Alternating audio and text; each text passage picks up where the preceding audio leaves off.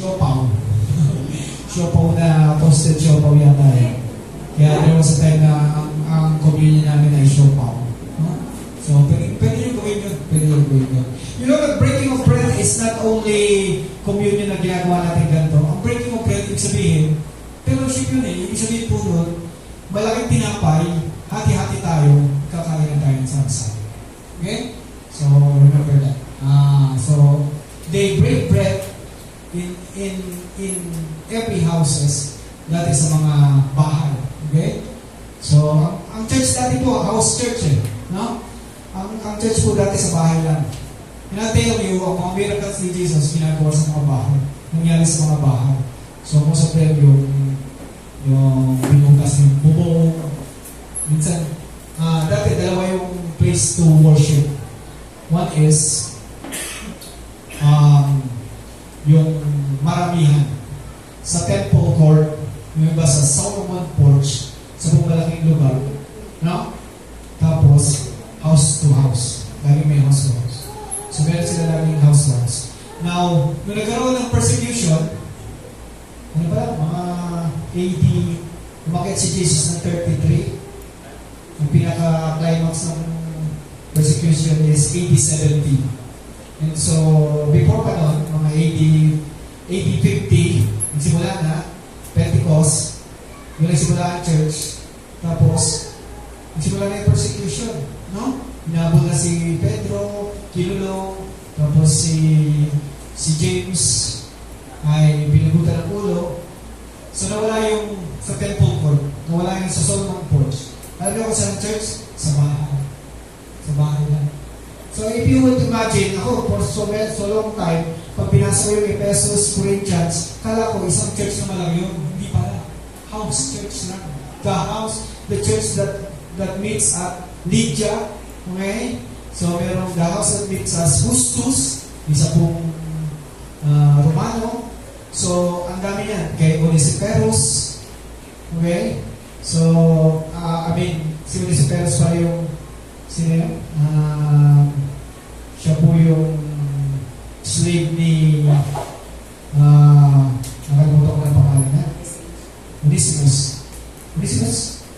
So makita nyo, ganun ang church dati. No? And so,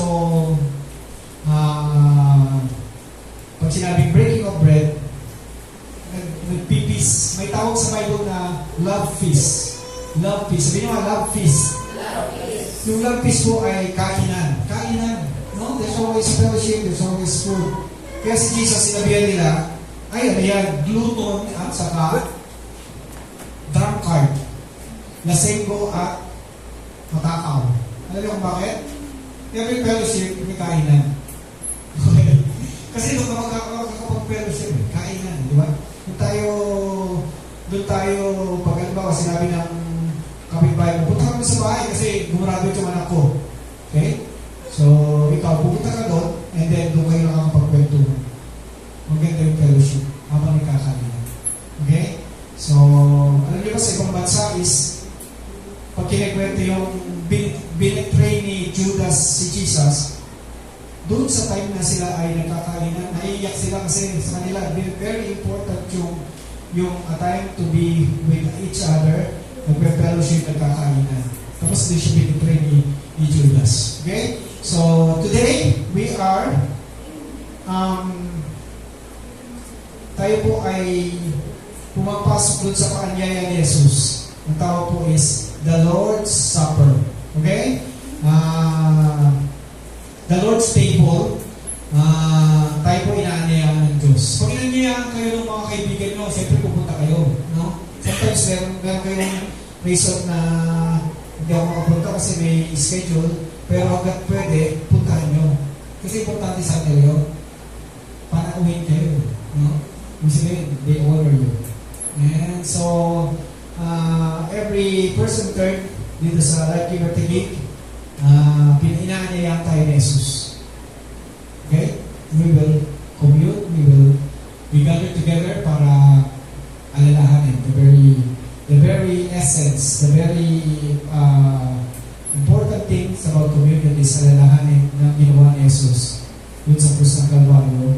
Inalin niya ang kanyang buhay iniligis ang kanyang dugo para sa ikapagpapatawad ng ating kasalanan. Walang makapag-aalis ng kasalanan kundi ang dugo ni Kristo. Okay? Kaya very precious, sabi, it is bought with a price, the precious blood of Jesus Christ. Mas mahal pa sa ginto, mas mahal pa sa bang mahalagang bagay dito sa mundo, ang dugo ni Jesus. Kaya sobra yung binigay ni Jesus kasi ganun ka-importante yung dugo niya. Kung dugo ko lang, walang kwenta. Pero dugo ni Kristo, pinakamahalaga. No?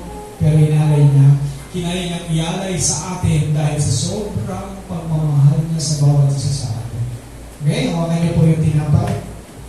Ang Panginoong Jesus ng gabing siya pinagkanulo siya ay tumapot ng tinapay, kanyang pinagpasalamat at kanyang sinabi, ito ang aking katawan na iniaalay ko para sa inyo.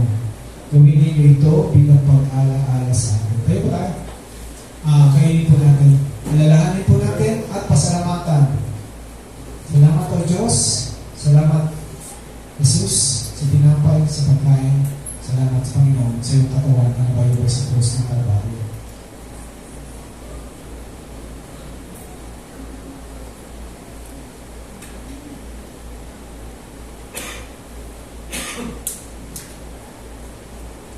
Ang tinapay, it symbolizes the physical life. Okay? Physical na buhay natin. Kasama na po dyan yung mga pangangailangan nating material at saka financial. Kasama po dyan. Okay? So, at lalo kasama dyan yung ating kalakasan, kalusugan, at kagalingan sa mga sakit at karamdaman. Okay? So, si Jesus, nung nasa cross ay may perfect body, walang sakit, ano pa man. Pero dun sa cross, tinanggap niya lahat ng ating sakit. Upang tayo masasakitin ay magkaroon ng magandang pangangatawan, magandang sistema, magandang tissues and cells sa ating pong mga bagay. Salamat po, Panginoon. Ngayon din siya na mayaman ay naging mahirap upang tayo ay lumaman. Salamat, Panginoon.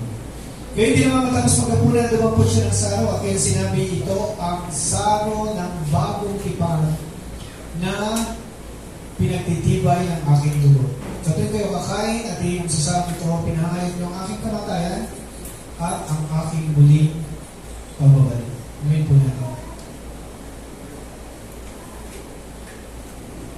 Ang katas ng ubas ay sumisimbolo sa spiritual na buhay natin. Kung yung kanina, tinapay ay para sa physical na buhay, ito naman ay para sa ating spiritual na buhay.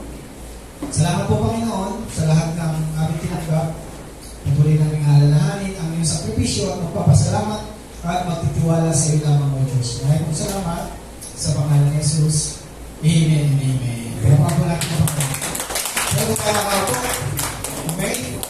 So, meron na naman kayong weekly check-up ng inyong pangangatawan dahil pinapagaling kayo ng Panginoon. Hallelujah. Check up. Yan. So, buksan po natin yung ating mga Bible. Diretso na po ako sa mga God. Sa Luke chapter 10, verse 1. Luke chapter 10, verse 1.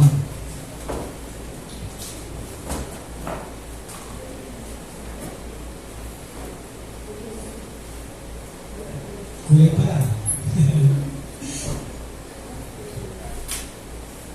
Yan. May Tagalog ba yan? Oo, sabayan mo na. Gusto mo Tagalog?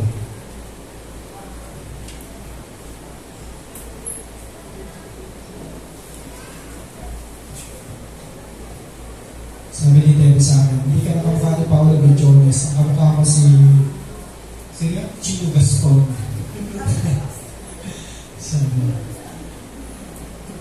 Verse 1, pagkatapos ng mga bagay nito, ang Panginoon ay umirang pa ng 72. Pinangunan niya sila ng dala-dalawa sa bawat bayan at buong na patutunguhan niya. Sinabi sa kanila sa gana ang aanihin, ngunit kakaunti ang mga manggagawa. Idalangin ninyo sa may-ari na magpadala siya ng mga manggagawa sa kanyang bukid. sinusubo kayong parang mga kordero sa gitna ng mga asong gubat. Yan. Tapos babasahin din natin yung verse 17. Okay? So, from 10, 1 to 4, 1 to 3, sa verse 17 naman tayo. Masayang bumalik ang 72, inulan nila sa Panginoon, kahit po ang mga demonyo ay sumusuko sa amin dahil po sa kapangyarihan ng inyong pangalan. Next. Sinabi sa kanila ni Jesus, nakita kong parang kidlat na nahulog si Satanas mula sa langit. Binigyan ko kayo ng kapangyarihan, tapakan, ang mga ahas at mga alakdan. At ang lahat ng kapangyarihan ng kaaway at walang makapananakit sa inyo. Ngunit magalak kayo hindi dahil sa napapasuko ninyo ang masasamang espiritu, kundi dahil sa nakatala sa langit ang inyong pangalan. Next. Noong oras din yun, si Jesus ay napuspos na kagalakan ng Espiritu Santo. Sinabi niya, salamat sa iyo, Ama, Panginoon ng langit at lupa, sapagkat inilihim mo sa marunong at sa matatalino ang mga bagay na ito, ngunit inihayag mo sa mga bata. Oo, Ama, sapagkat ganoon ang nais mong mangyari. Tingnan ko ang 22. Ibinigay sa akin ang aking Ama ang lahat ng bagay. Wala nang makakilala sa anak kundi ang Ama, at wala nang makakilala sa Ama kundi ang anak. At ang mga taong ginawang karapat-dapat ng anak ay makakikilala sa Ama. Sige po tayo manalangin. Maraming Diyos, salamat po sa oras na ito at patuloy namin ginagalang ng inyong salita. Salamat po sa pagbasa ng inyong mga salita. Pagpalain mo po ito sa aming buhay. Alam ko po mga itatagin ito, Panginoon, at patuloy na mamumunga lalago sa amin. Salamat, Panginoon. Basta sa mga bawat isa, pagpalain mo sa iyong salita, ang kapangyarihan mo ay patuloy na maranasan. We give you praise, we give you honor in Jesus' name. Amen and amen. Hallelujah. Thank you, Lord. Hallelujah. Ang oras natin, 30. Hanggang ang oras po ako? 11. Ano mga 11? Gusto ko mga 11 pa. Ang target ko 11 pa. Tapos na ako. Tapos, victory na tayo. Okay? So, nagpapasalamat ko sa Panginoon for the privilege na makasama ninyo. No? Excited po ako. Gato ako excited. Parang wala lang din. So, salamat sa Panginoon. Ano? Nakasama ko po kayo. Mga kagagig. Hallelujah! Sino po bote nyo? Wala pa. Meron na, no? So, pagpapasik ka, alam mo ka. Sabi ko lang, mga iba. So, sa Taguig naman, may mga ibang mga tumatakbo. May Cayetano tumatakbo ng congressman na hindi ka-ticket ng ibang Cayetano. Sa Bible po, ang pangantunan natin yung sa Numbers 10, pumili kayo ng mga marunong mamahala. Hindi nasusuhulan, okay? Yung maka-Diyos, maka-tao. Yung nakasimple. Huwag ka lang pumili. Pag alam mo itong tao ito, maka-Diyos, maka-tao, hindi masusuhulan, marunong maging leader, marunong ilang pipiliin natin. Ganun lang po kapag kadali mamili. Hindi kami nag-i-endorse, sa Clipper walang endorsement, okay? So, kasi hindi namin alam, mamaya sabihin namin si ano, yung pala kamag-anak na si ano. So, makakaway-away pa, okay? So, hindi sa mga issue about Duterte, hindi rin kami nagpo-post kasi maraming nagkakagulo dahil doon, no? So, masyadong mataas yung damdamin ng mga tao at pagka hindi mo kasi sila kakampi, galit na sa kagad sila sa'yo. So, nanatili po kami tahimik sa mga bagay na yan. Okay? Basta ang tandaan nyo, ito, ang Diyos ang ating pong pinaglilingkuran. Di ba? Ang Diyos ang ating tinataas. No? Nung panahon ni Pablo, kahit sobrang lupit ng mga Romano, hindi sila gumawa ng hakbang para pababayin ng mga Romano. Hindi hinayaan nila sa Diyos. Pero ano ginawa nila?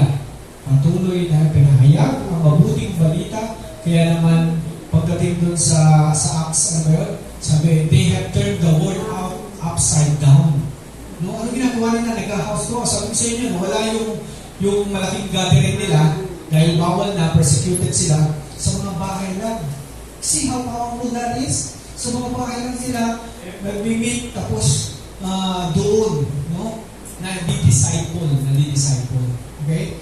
So, dahil doon, yung mga na-disciple, tuwa-tuwa, na nakita nila yung grasya ng Panginoon, ang gagawin nila, lilipat lang sila sa kapitbahay, kaibigan, katrabaho, kakilala, tapos i-share din nila yung gospel.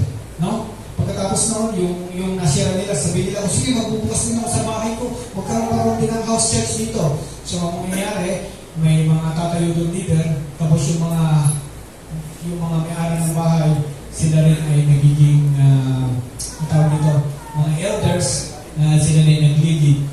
Ganun lang, pagkaroon lang. Natigil po yan eh. Alam mo bakit natigil? So, ibang discussion yun, sa kakalalas sa mention nyo. No? Pero, I pray na patuloy na gano'n na gawin ng mga Kristiyano para lumami. Which is, nangyayari po sa Europe, nangyayari sa Iran, nangyayari sa China, okay? Ang bilis ng paglagalak nila. Just doing house churches. Okay? So, ngayon, badako tayo dito sa ating pag-uusapan ngayon. Ang title po ng message natin ay Francis. Okay, basahin po natin. Okay, 30 given to the 70. Tagalogin niyo po.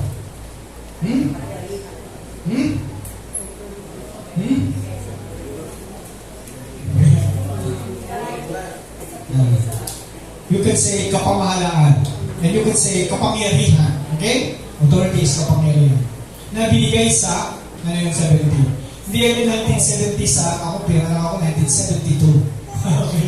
So, nung pinanganak ako, ay may martial na. Hindi ko na alam yung ibang government. Alam ko, martial law. Basta si Marcos lang ang magsasalita, lahat ang sasabihin niya. Pag ikaw ay against sa kanya, bahala ka, lagot ka. Okay? Well, so, ang ibig sabihin ng 70 is, dito po, sa Luke 10, meron pong 70, okay, na pinadala si Jesus. Sabi dyan, pagkatapos ng mga bagay nito, ang Panginoon ay humiram ng 72. Okay, sa ibang translation, sa ibang translation Bible, 70 lang, 0 and 72.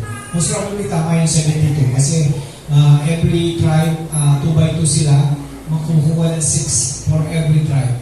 Kaya 6 times 12, ilan? Cannot be 72. Tama, 72. So, who are the 72? Yung number 1 outline natin. Who are the 72? Isipin nyo nga. Alam niyo po, doon sa Luke 9, pagpunta naman kayo sa Luke 9 verse 1, ang sabi po doon, Luke 9 verse 1, tinawag ni Jesus ang 12 at binigyan sila ng kakayahan at kapangyarihan magpalayas ng mga demonyo at magpagaling ng mga may karamdaman at sinugod nila sila upang iyaya ang paghahari ng Diyos. That is Luke chapter 9 verse 1. Okay? So there are 12 apostles na sinentang Panginoon. Punta kayo doon sa lugar na yun. Okay, magdadala na naman.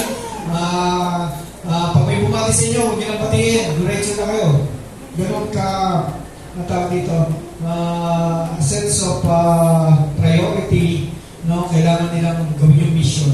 Okay? Iba kasi yung sa atin siguro pwede yung batiin. Doon, pag binati mo, kumusta ka na, kumusta na yung tatay mo, kumusta na yung nanay mo, kumusta na yung anak mo, kumusta na yung manugang mo, ganun po sila magbatian, mahaba.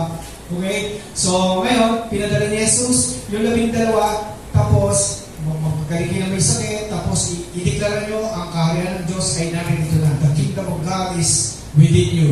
Okay? Si Jesus yun. Ang kaharian ng Diyos is Jesus as the King of Kings. Okay? So, ngayon, after nung Luke 9, punta tayo sa Luke 10, may pinadala ulit ang Panginoon, hindi na yung 12. So, meron pa siyang ibang mga disciples. And these are the 70. Okay? 70. Ngayon, pag sinabi ko sa inyo, sino yung 12? Kilala natin lahat yun. Magsisimula kay Pedro, kay Juan, kay Santiago, Bartolomeo,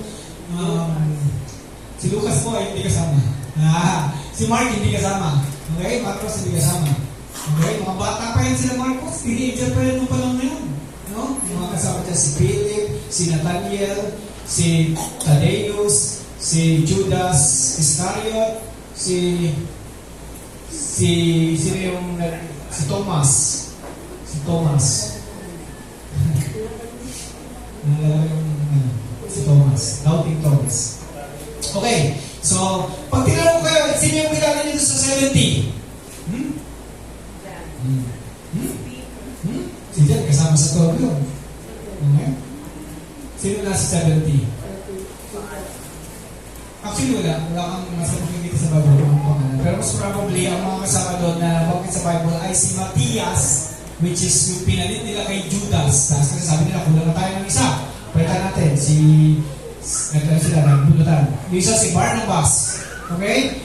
Ang pipiliin kasi nila is yung somebody na nakasama from the very beginning. Yan, mga nakasama ni Jesus. Pero hindi binanggit sa Bible, nakasama siya. We don't know kung kasama talaga yung dalawa na yun, Matthias and si unang martyr, Stephen. Okay? Unang martyr. So ngayon, bakit kaya hindi sila kilala? Okay?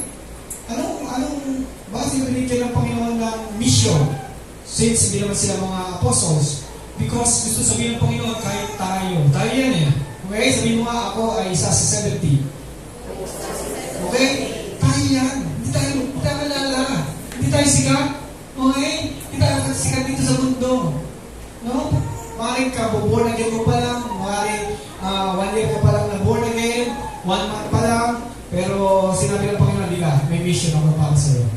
Okay? So, lahat tayo binigyan ng Panginoon ng authority.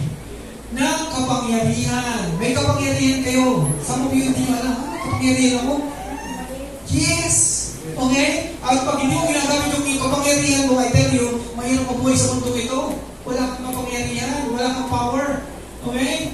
So, the authority was given to the 70, ang title natin. Okay? So, sabi doon sa Acts 1:8, you shall receive power when the Holy Spirit has come upon you, and you shall be my witness. Bakit ka bibigyan ng power? Ang power para saan? Para maging witness, maging saksi sa global B. Amen.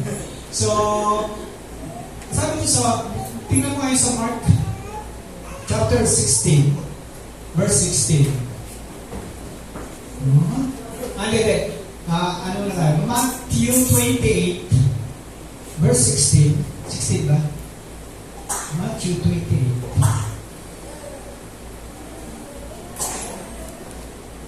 Verse 16. Wala pala 16. Bible ko. 24 pala. Hindi.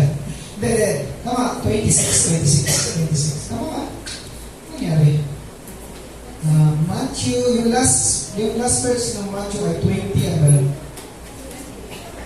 28, tama. Anong wala? Mr. Francis. 28, verse 16. Alam yun, number lang hindi ko makita eh. Nababasa ko po. Yan. Ang labing isang alagad ay nagpunta sa Galilea, sa bundok, itinuro sa kanila ni Jesus. Nung makita nila si Jesus, siya'y sinamba nila, may mga ilang nag-aalinlangan. Can you imagine yung 11 na nag-aalinlangan pa doon? Gumalaw ako.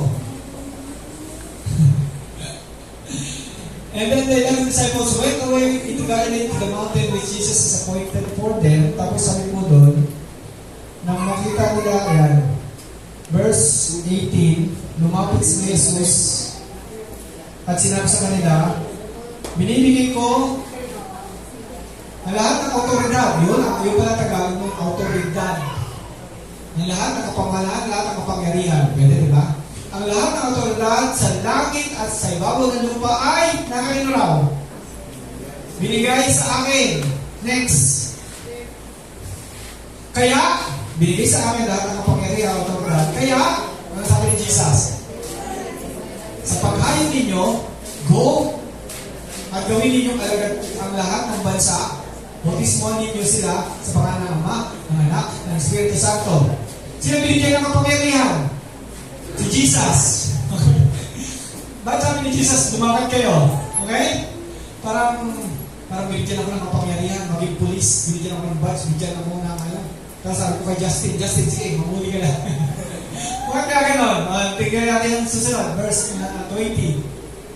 At turuan silang sundin ang lahat ng mga bagay na inutos ko sa inyo, at narito ako'y kasama ninyo palagi hanggang sa katapusan ng panahon. Nakita nyo? Binigay niyo kapangyarihan kay Jesus, pero sabi niya, kasama niyo naman ako. Yan. Sabi sabihin, yung kapangyarihan na meron si Jesus, meron ka rin. Katulad sinabi ni Ate Ann kanina, na Jesus lives in us. Okay? So that whatever Jesus has, is also, yung authority ni Jesus is also our authority. Kaya naman, as He is, ano kasunod? So are we in this world. Okay? When Jesus has power, meron ka rin power. Okay? Ano sabi ni Jesus? The things that I do, you will do also, and greater things than this. Mas higit pa sa ginawa ko. Ano ginawa ni Jesus? He went out doing good and healing the sick. Okay? Yan ang ginagawa ni Jesus. Gumagawa ng himala, nagpapagaling ng may sakit, nagpapalayas ng mga demonyo. Ano pa? Nagpapakain ng mga walang makain. Ngayon sabi ni Jesus, mas higit pa din magagawa niya. Bakit? Kasi si Jesus was limited to a certain place, tayo hindi tayo limited. Okay? The Holy Spirit is with us as a church. Okay? As a church, sa mga pinagbuong church ko, lahat tayo kikilos para po ipahayag ang mabuting balita. Ang sabi po sa Matthew, make disciple. Ang sabi po sa Mark, preach the gospel. Ang sabi po sa Mark, go and preach the gospel. Ang sabi po sa Matthew, go and make disciples. Okay? So, alam niyo na kung ano ibig sabihin nun. Ang preach the gospel is kinakailangan para po maligtas ang tao. That is evangelism. Go and make disciple is discipleship. Okay? So, both pares yun, trabaho natin. Evangelism saka discipleship. Okay? So, hindi mo hayaan yung tao. Ito problema eh. Pumasok sa church yung isang makasalanan. Tapos, in-evangelize yung tumanggap sa Panginoon. Kaya lang, sabi ko sa kanya, basta pag Sunday, punta ka dito. Okay? Alam nyo, dun sa simbang kwento niyo, si Francis Chan yata, na meron daw umattend doon na teenager. Nung una, masigasig. Tapos, pagkatapos ng ilang mga panahon, hindi siya papakita. Pinuntahan siya ng pastor. Sabi niya, bakit hindi ka nagpapakita? Sabi niya, parang may kamali po ako eh. Kala ko kasi ano yun eh, brotherhood yan eh. Kala niya, ang Christianity is parang fraternity. Fraternity, parang ano yung mga gang sa kanila. No? Doon, pagkagang ka, 24/7, aalagaan ka, ipagtatanggol ka, sasamahan ka. Okay? And so, tayo dito, bahala ka sa buhay mo, basta pumasok ka dito, magsamba ka, magbigay ka. Hindi po ganyan.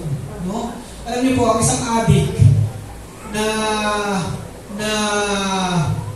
nag-withdrawal para tumigil na sa kanyang drug addiction, magre-relapse siya, kailangan may nagbabantay. Ganon din ang mga kasalanan.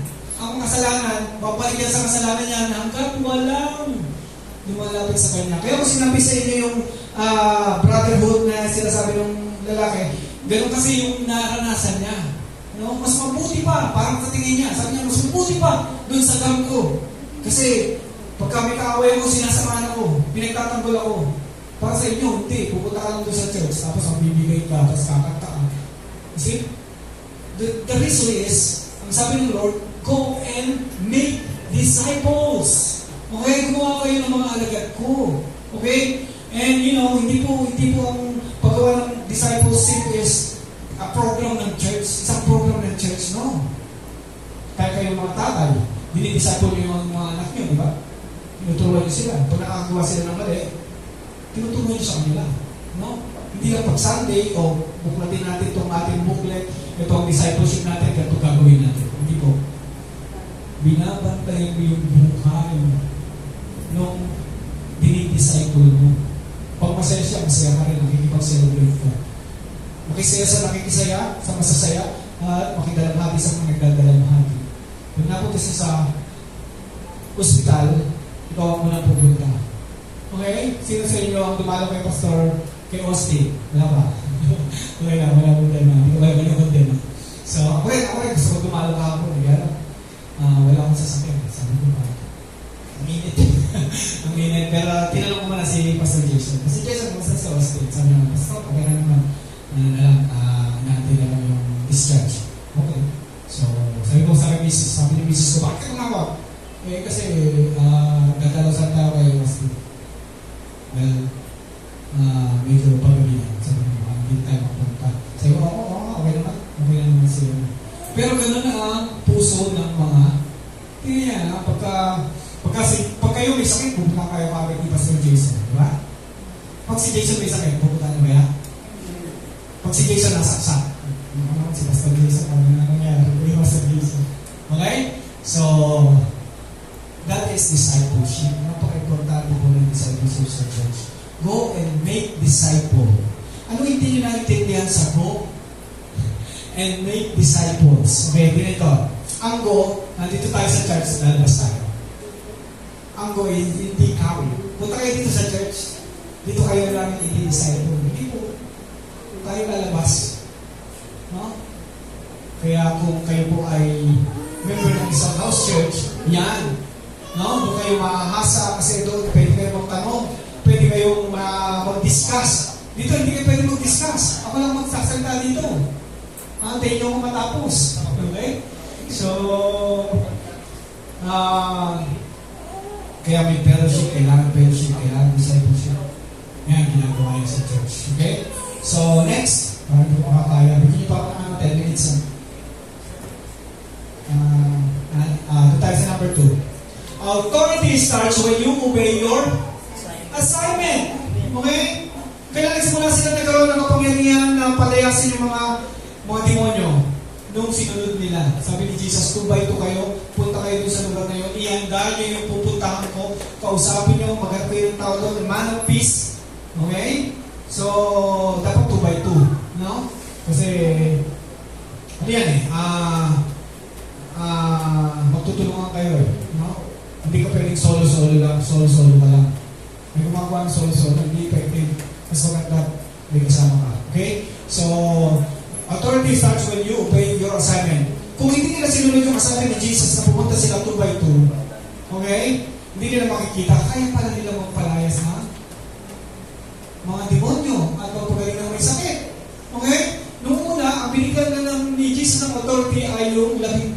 Kaya yung 72, hindi nila alam. Galing nila Pedro O kaya mo kayang gawin yan? When Jesus told them, kayo rin, umalis na kayo, 72, go. Okay? So they did it.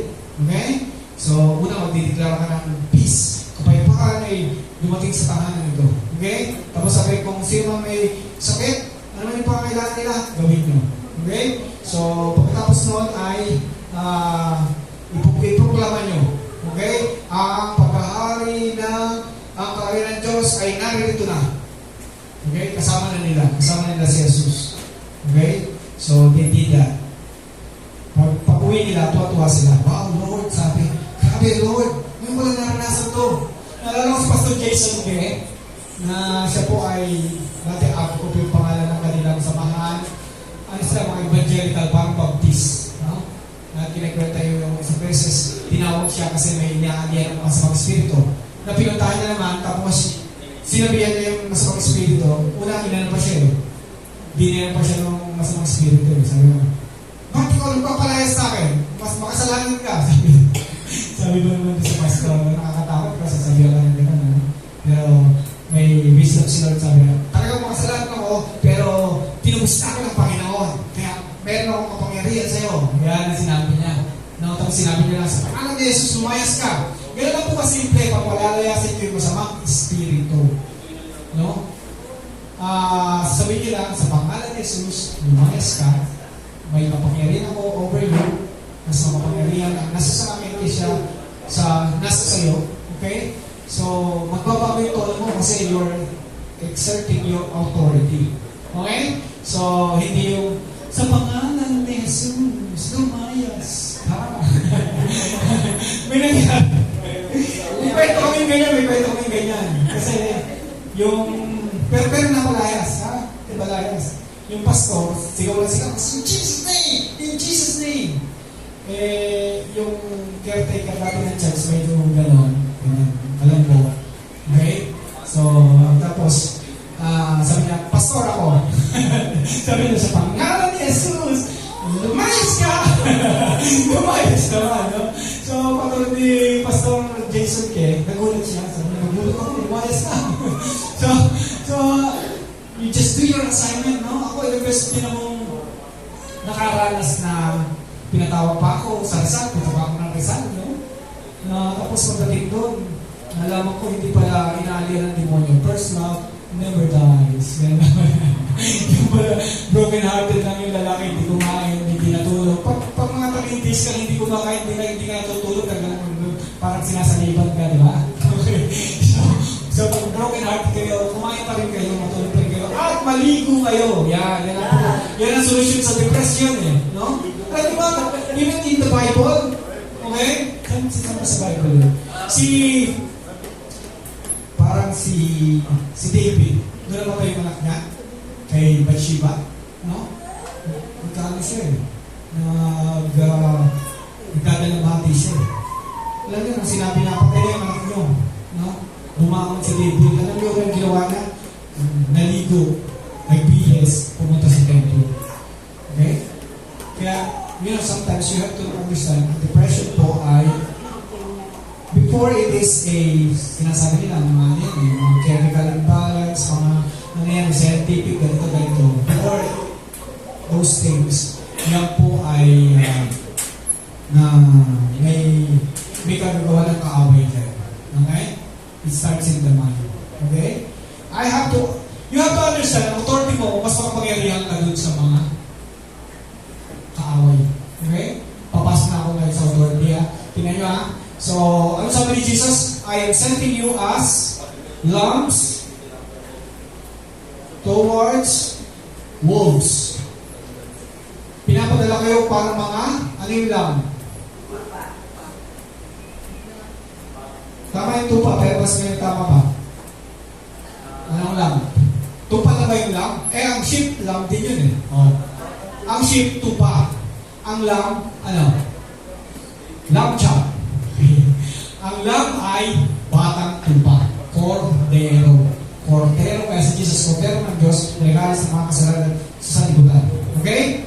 Now, may sinabi din dito sa Luke 10 na pinapadala kayo para apakan ninyo ang mga snakes at saka scorpion. Ang snake si Satan, ang scorpion, mga demonyo. Okay? So, and then, sa ng version, sabi doon, and nothing shall harm you. Okay, masaya ba? Pinapadala ko kayo. Yan. Anong version? Yung sa 3, ang sabi ko doon, umayo kayo, sinusubo kayong parang mga kordero sa gitna ng mga asong gubat. Okay? Tama, di ba? Tapos dito sa 17, sabi naman dito, 17. Nasaan yung ahas dyan? Makita niyo?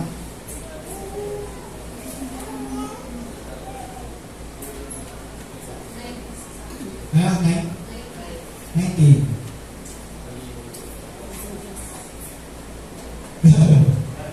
Natatawa. 19. Tingnan ninyo, binibigyan ko kayo ng otoridad na tapangan ang mga ahas at mga alakdan. Tapangan ang mga ahas. Sige nga, may hangin. Okay? At mga alakdan at sa ibabaw ng lahat ng kapangyarihan ng kaaway. At sa ibabaw ng lahat ng kapangyarihan ng kaaway.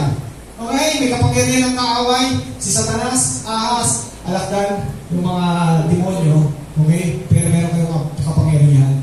Anong kapangyarihan nyo? Aapakan nyo lang sila. Dudurugin nyo. Pag inapakan nyo, madudurog. Mawawasak ang ulo nila. Okay? So, at anong mangyayari sa inyo naman? At sa ibabaw ng lahat ng kapangyarihan ng kaaway at walang makapananakit sa inyo. Pag inapakan nyo, tutugawin ka. Hindi. Sabi kasi, walang makapananakit sa inyo. Sa English, ang sabi, nothing can harm you. Ano sabi sa English? Pati nga English mo. Yung King James. So, dyan sa 19. Okay? So, importante itong maintindihan na. Importante maintindihan na. Okay? So we will give you authority to trample on serpents and scorpions and over the power of the enemy, and nothing shall by any means hurt you. Amen nga? Amen. Nothing by any means. Walang kaanumang paraan na ito ay makapananakit sa inyo. Okay? Now, paano yan, Pastor? Sabi mo, I'm sending you as lambs over wolves. Diba? Ikaw tayo yung lambs, tayo yung kordero, sisitan yung mga asong gubat, yung mga demonyo. I tell you, no. It's not like that. Otherwise, hindi nyo sasabihin ito. No? Okay, I will tell you na ikaw ay lamb in the physical. Okay? But in the spiritual, you are a lion. Sabi nyo nga, lion. Yung malakas. Yeah. Yan ang lion, di ba? So, ang lion, pwede yung tapakan yung mga serpent, mga scorpions. Yan ang ginagawa nyo sa kaway. Tinatapakan nyo. God is talking about spiritual. Sa spiritual, you are a lion. Sa physical, you are a lamb. Ngayon, sino yung mga wolves? I will tell you who are the wolves. Mga tao lang yan na magpe-persecute sa'yo. Kaya kung ikaw, pag may sinasabing mali sa'yo, pinapasok mo sa kanan mo, lumalabas ka agad, I tell you, magagawin mo maigi yung authority mo. Okay? Alam nyo, si Jesus, alam nyo sabi sa Bible, and in this rock, the rock is the revelation that Jesus is the Christ, the Son of the living God, na sinabi ni Peter. And in this rock, I will build my church. And the gates of hell, shall not prevail. Hindi makapananaig ang gate ng demonyo. Okay? So, nung unang nabas ko yan, inisip ko, naku, yung mga gate, nilalabanan tayo ng mga gate. Saan may nakakita ng gate na lumalaban? Okay? Alam niyo yung sabihin, no? The gates of hell cannot prevail is tayo ang nag-o-offense. Offensive tayo, pinapasok natin the enemy territory, natin yung gate niya, kailangan natin kumanin yung healing natin doon, kailangan natin, inaagaw kasi ng kaaway, sinasabihan tayo, magkakasakit ka, lalala yung mamatay niya. Okay? But since sabi ng Bible, the church, I will build my church, and the gates of hell shall not prevail. Ibig sabihin, babanggayin mo yung gates, makakapasok ka. And whatever the devil has taken from you, pwede mong kuha ng akin to, boy. Okay? If you will take your prosperity, you will take your healing, you will take your wisdom. Minsan inaagaw sa atin yung tao. Pero pwede mong kuha na yun. Because hindi sila makakapanig. Anong hindi makakapanig? Yung gates of hell. Okay? So, ang ibig sabihin po doon, I'm sending you as lambs over wolves, yung mga tao. Mostly mga mga religious people. Okay? Yung mga government. Okay? Yung mga, sometimes it's your family. Di ba? Pagka ang family mo persecute ka. Parang ang kordero, tahimik ka lang. Hindi ka pwede lumaban kasi sabi ng Lord, vengeance is mine. Pag lumaban ka, talo ka. Kasi sasabihin ng mga tao sa paligid mo, ay, ganyan lang pala, buwan na yun, parehas din sa amin. See? Kaya kayo makikipagtalo dun sa mga dami sa Facebook, So, sila they are blinded Hanggang di nakakagalit yung blindness sa kanila, sasabihin nila, kami ang tama, ang pananampalataya namin ang tama. Yung mga born again yan, mga pastor yan, mga 6 months kami nag-aaral, kami nasa seminaryo kami 11 years. So, minsan gusto ko sumagot pero pinipigil ko yung sarili ko. No? So, hindi ito yung kalaban ko. So, you have to understand, kasi wala yung mga, pwede ka buksan to. Boy ba to? Boy naman pala. Okay, hindi tayo ito. Kaya, natagal yung sintas sa sapatos ko. But anyway, I'm sorry Okay, alam nyo, problema doon sa ibang mga Kristiyanos, hyper hyper spiritual. Ako, may ginawa ko, nag-spiritual warfare ako eh. Kinalakot ko yung mga demonyo eh. Kaya tinitira ako ngayon, binibigyan ako ng ano. I tell you, ano sabi? The power of the enemy and nothing shall by any means hurt you. Okay? Kala ng iba ako, kasi nagdalo ako eh. Evangelize ako, kaya tumigil sa kaaway sa akin. It will not hurt you. Pag ang kaaway ay gagalawin ka, tulog ka, hindi mo nararamdaman, nag-bounce na yung ginagawa niya. No weapon formed against me will prosper. Wala, makakagawa ng weapon ng kaaway, pero hindi magpa-prosper. Si Jesus ba, nung nakikipag-away siya dun sa mga Pariseo, anong ginawa ni Satanas sa kanya? Okay? Pwede bang si Satanas? No, kasi si Satanas ay serpent and scorpion na tinatapakan lang natin. We have to understand, mali lang si Satan, lalo na ngayon. Lalo na nung si Jesus ay, sabi, hinubaran siya. No? Hubad si Satanas at takot sa atin, mga mananampalataya. Ano lang kaya niyang gawin? Ano lang kaya gawin ng kaaway? Deception, mag-ano lang siya, magbubulong lang. Yun, binulaman niya yung mga Pariseo. Sige, ano yan? Hanggang sa ipago sa krus yan. Ganun lang ginagawa niya. Okay? So that you should not be afraid because you have power and authority over all the power of the enemies. Okay? So, I hope you understand that. No?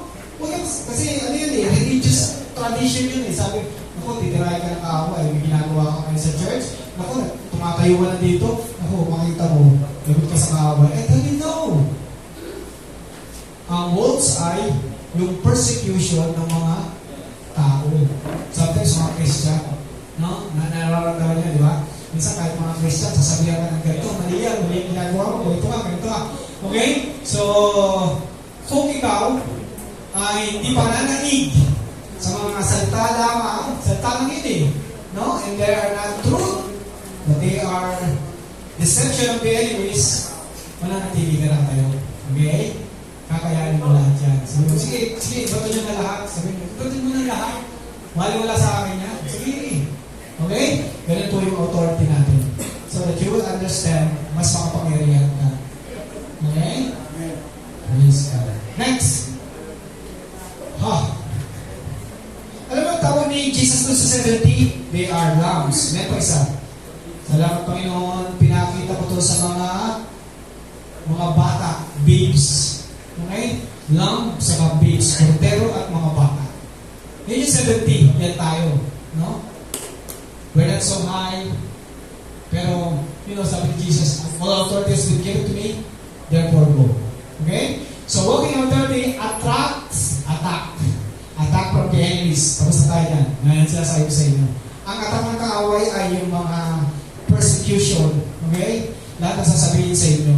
No? Si Jesus, pinersecute siya, sinabihan siya ng mga kapatid niya, dapat ikaw, huwag ka dito eh. Kasi Galilee sila, nasa red sila. Dapat, pumunta ka doon sa templo, dapat ipahay mo kung sino ka. May ikaw ang Kristo. No? Pati mga kapatid niya, hindi naniniwala sa kanya. No? Kaya may narinig siya masasakit na salita. No? Sabi ni Jesus, ang sabi ni Jesus sa kanila, sa inyo, lahat ng panahon pwede. Ako, may timing ako. Yan. So, ganun lang. No? So, hindi niya naman inaway yung mga kapatid niya. Kayo, tigas na ulo niyo, ayaw maniwala. Ako panganay dito. Panganay si Jesus. May mga kapatid po siya. Sinabi ko sa Bible. Hindi siya babae. Okay? So, ngayon, number 4, walking in authority diminishes Satan's influence in your territory. Okay? Sabi po dito, nung bumalik yung 70, sabi po ni Jesus, ang sabi niya, nakita ko, anong version?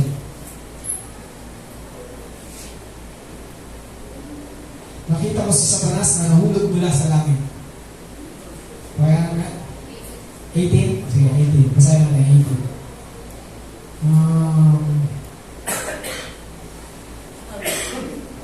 Sabi si Jesus, nakita ko ang pagkahulog ni Satanas mula sa langit, parang kidlat. Okay? So, alam nyo, kala natin, yan yung nahulog si Satan dun sa 1/3 of the angels sumama sa kanya, nahuli siya from heaven, na pinalaya siya ng Diyos. Huwag ka na dito, umagsak siya.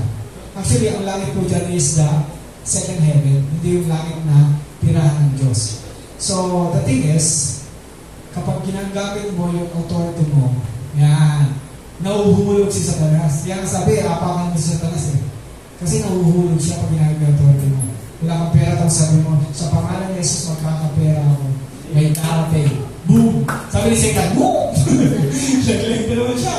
No? Every time na you use your authority, nahuhulog si Satan. No? So yung sinabi na yan, ano yan? Present. Nung kinakausap ni Jesus yung mga alaga, nakita mo si Satan or nung ginagawa nila yung authority nila, sabi niya, nakita si Satan, nalaglag, parang kailan, magsak si Satan, no? So you use your authority. At pag ginamit mo yan, mahulog, mahihina yung teritoryo niya. Teritoryo niya sa pamilya mo, teritoryo niya sa pangarap mo, teritoryo niya sa church na ito, okay? Mahihina siya, mahihina. Because you are using your authority. Pero kung kayo natatakot ako, tinitira tayo ng kaaway, wala tayo magagawa. Tell you, doon siya naman nakakapanahig. At yun naman yung sinasabi. Huwag ka na magsimba, wala naman nangyayari. Yan, ang mga bulong ni Satanas. No? Pero if you understand, ano sabi sa Bible? I will live, I will not die. Bakit ka hindi mamamatay? Because you are using, because you are proclaiming the goodness of God. Okay? Pag hindi ka na nag-testify dito, hindi mo na sinasabing goodness ng God, gusto ka gagawin ka. Okay? Let me tell you something about authority. Gusto ng Diyos gamitin mo yung authority mo. Kaya lang, there is an assignment that God has given you. Ano ang assignment natin? Our assignment is, first and foremost, is to love one another. The only commandments in the new covenant is love one another. That is our assignment. Mali mo yung kapwa namin. Okay? And pangalawa na lang yung go and make disciples. Go and preach the gospel. Okay? What about your love for God? Yes, kailangan mahali mo ang Diyos. Pero sabi ni Jesus, pag ginagawa niyo yan sa the least of my brethren, ginagawa mo na rin sa akin. That's how you love God, by loving others. Okay? Pag mahal mo sa kapwa mo. And then, of course, there must be a time of devotion, the time of communion, the time of you are talking to God. Okay? We pray. Okay? So, tinawag tayo bilang mga kordero, hindi tupa, hindi tayo mga kambing. Pag kambing ka, ayaw mo magsimba, nakapagsimba na ako last week, hindi mo na magsisimba ko. Okay? So, kambing yung tawag doon. Okay? So, walang dahilan. Ayaw na lang lang nakikita na exposure. Okay? So, pag kayo, meron kayong gawain sa pamilya, reunion ng Sunday na tapat, okay lang, batin kayo. You got our blessings. Yung time na yun, ang panahon yun, para yung mga tao na nakakita sa inyo, makita kayo bilang saksi. O, eto, naborn again na itong kamag-anak ko, ibang-iba na itsura. May iba naman ko, naborn again na ito, pero bakit? Yung last pa yung minom. Di ba? Di ba ganun? So, kaya kami dyan ang kapangyarihan ng Diyos para maging saksi. Okay, pag hindi ka saksi, mas lalong lumakas yung chismisan, maritisan, dahil nandun ka, ito yun, hindi ka tupa. Ano ka? Big. Ayun, big. Okay? So, hindi ka big. Tupa tayo. No? So, if you're not obeying the assignment na binigay sa iyo ng Panginoon, magkakaproblema ka. No? Pero pag ginagawa ka ng assignment na binigay sa iyo ng Panginoon, doon ka nakakaroon ng kapangyarihan, authority. Okay? Wala, makabuha na, pastor ah. Na-excite ako na kaya tatapusin ko na. Okay, ang last natin. Ang last po natin yan dito sa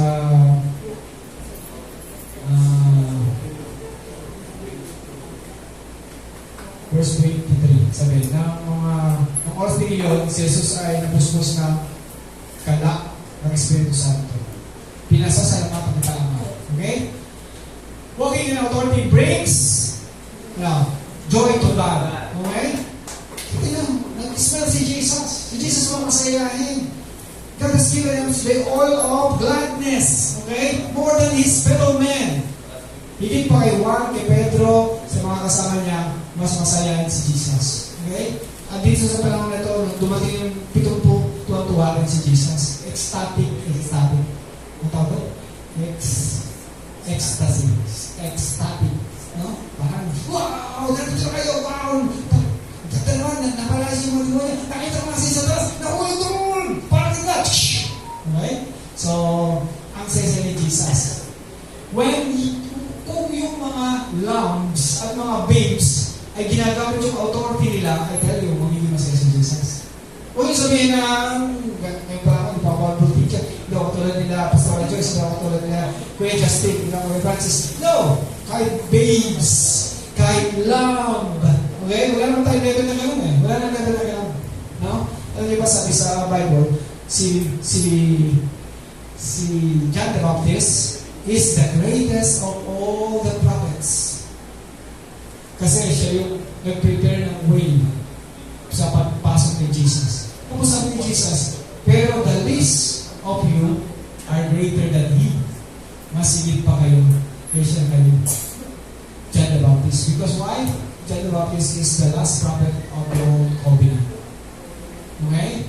Tayo po, new covenant tayo. Dito tayo pinanganak sa new covenant. And this covenant is a covenant of grace. Hallelujah. It's not a covenant of law. Hallelujah. Sabi sa Bible, sin will not have dominion over you because you are under grace, not under the law.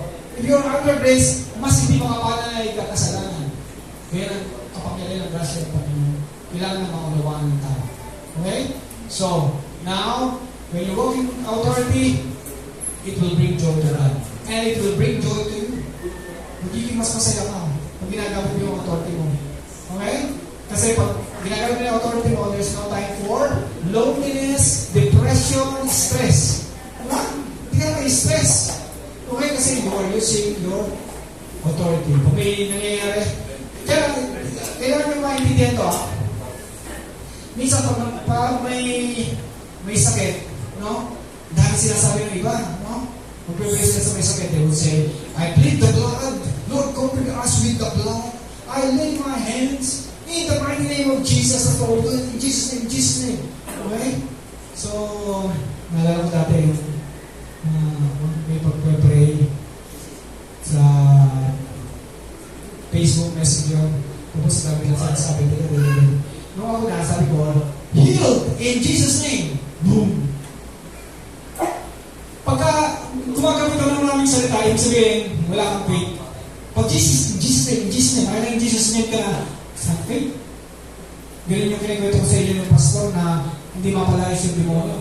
Gamit ng in Jesus name. Ganun tayo eh. Kala natin, sa dami ng in Jesus name, doon susuko ang kaaway. No.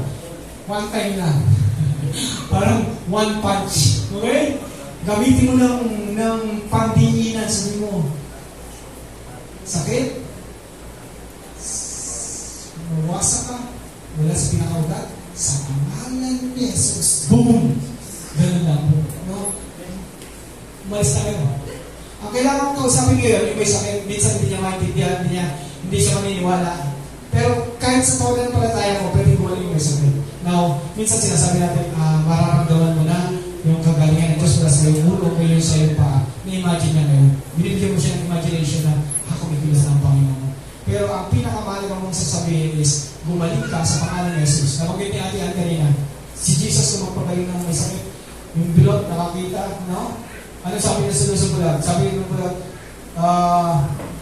Jesus, son of David. Tapos tinanong niya, ano yung gawin ko sa inyo? Gusto ko namin gumaling. Gusto ko namin makakita. Hindi nakakita Jesus, no? Simple lang, no? Hindi mo kailangan maraming salita. Pag marami ka sinasabi, ibig sabihin, you are out of faith. Wala kang faith. Kaya paulit-ulit ka.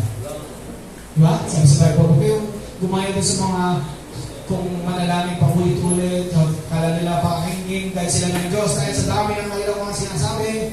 Okay? So, si Jesus nagpapigil ng ulos ng bagyo, at sabi niya, hangin, be still. Okay? Peace, be still. Si Jesus pinatay niya yung puno ng igos sa inyo. Wala nga, gagawa mo naman. Okay? Hindi siya yung, sa pangalan ko, huwag ka naman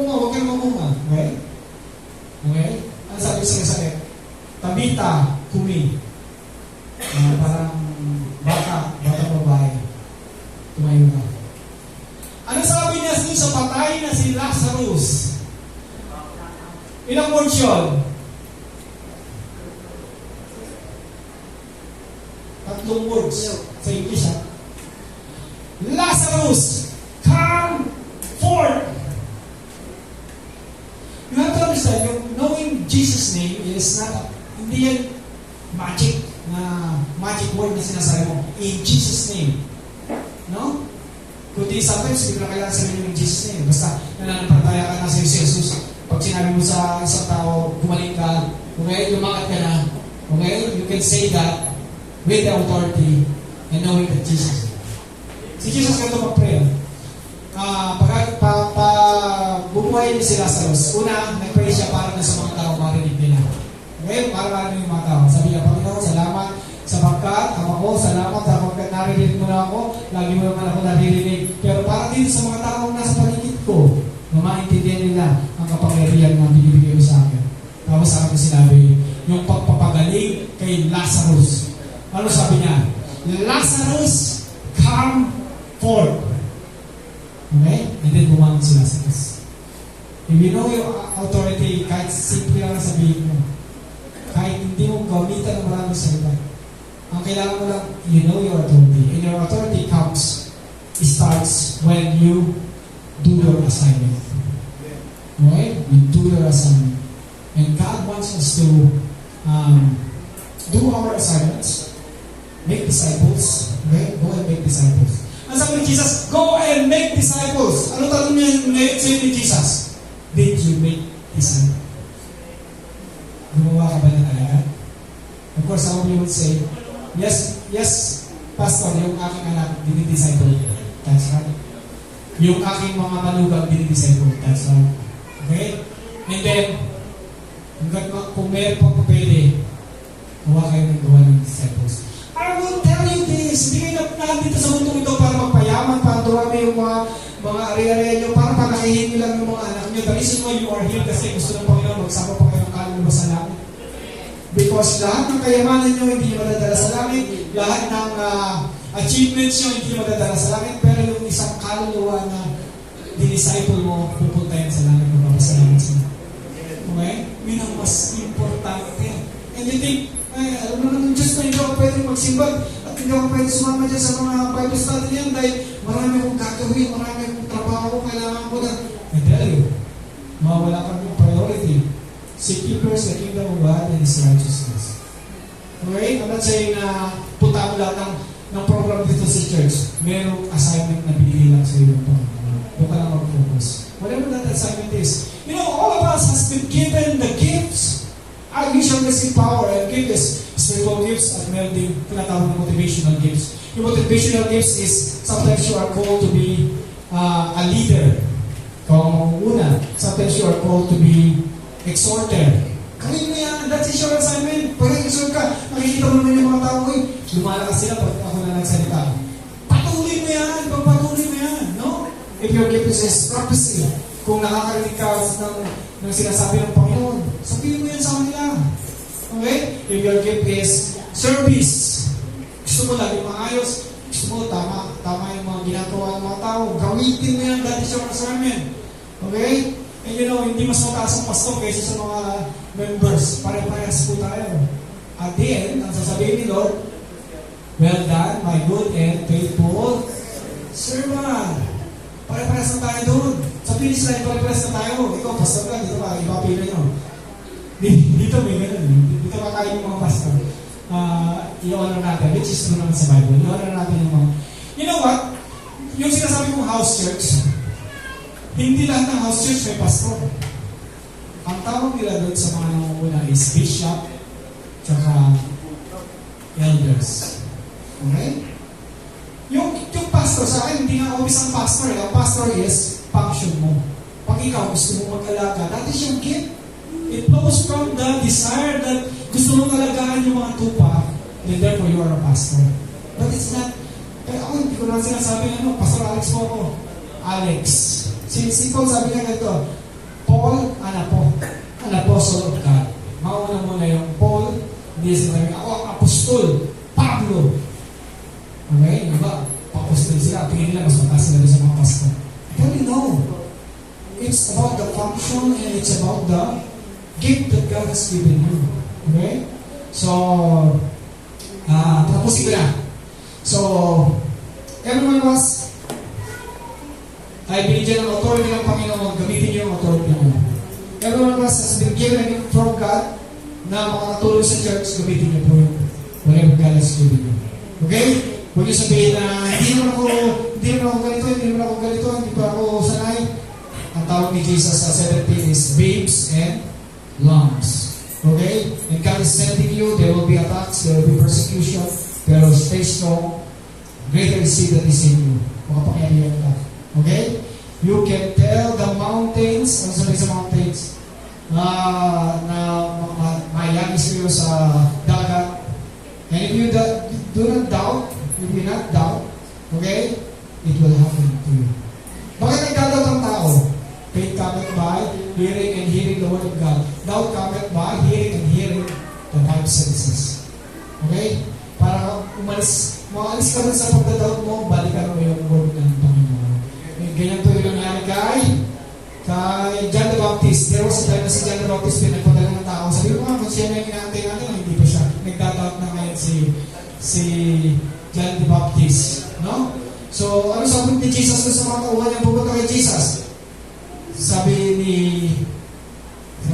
Jesus, sabihin mo sa kanila, yung mga pilay na nakakalakad, yung mga bulag na nakakita. Ano yung sabihin mo? Babalikan ngayon ni John the Baptist yung salita ng Diyos. The Spirit of the Lord is now upon me, for He has anointed me to preach the gospel to the poor, and to heal the brokenhearted, to give to set the captives free, to give to the blind, okay, sight to the blind, okay. Pag binalikan niya yung nakalagay sa Isaiah, malalaman niya, siya na nga. Kasi yun ang nangyayari. Naintindihan niya? When you are in doubt, balikan niyo yung word of God. Sabihin mo. Pag lagi ka nakakapakinig ng word of God, faith cometh, yun yung lumalas yung faith. Okay? So, para pa natin ang Panginoon.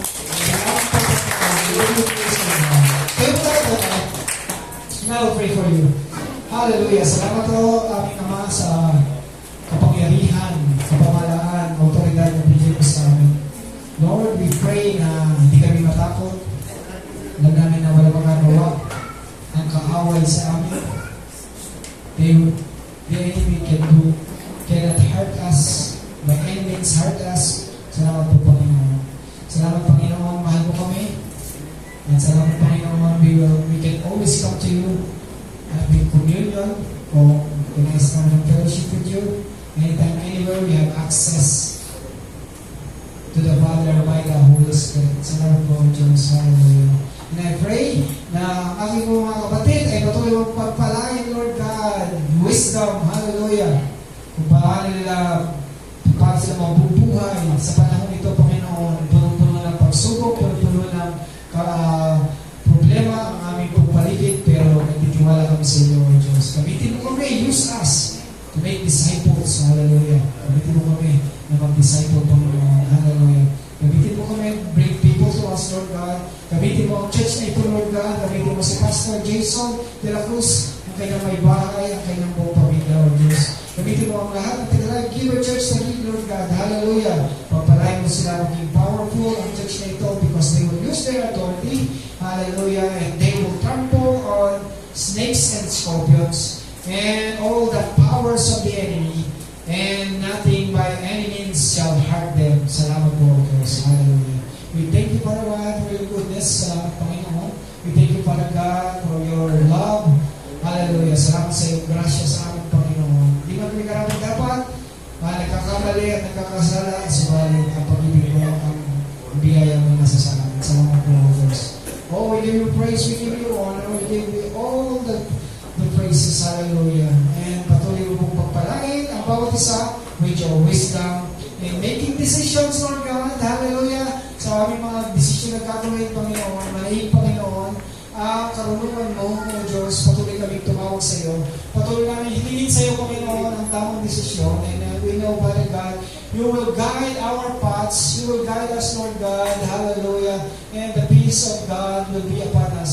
Salamat po, Panginoon. Thank you, Father God. Thank you. We give you praise, Lord God. In Jesus' mighty name, amen.